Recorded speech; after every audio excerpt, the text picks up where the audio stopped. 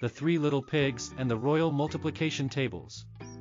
Once upon a time, there were three little pigs living together in a royal palace, who had to learn their multiplication tables. They were not very enthusiastic about the task, so they were always finding ways to procrastinate and avoid doing their studies.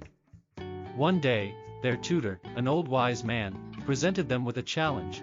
If they could master their multiplication tables by the end of the day, they would be rewarded with a feast prepared by the palace chef. This was exciting news for the little pigs, and they set to work at once. The first little pig had a head for numbers and was able to learn his multiplication tables in no time at all. He ran back to the wise man and recited the first 9 multiplication tables from memory.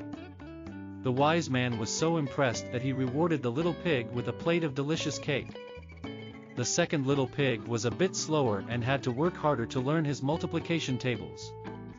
After a long day of studying, he also managed to recite the first 9 multiplication tables from memory.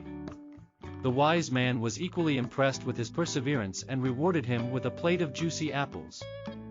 The third little pig was the slowest of all, but he was determined to learn his multiplication tables and prove himself to the wise man.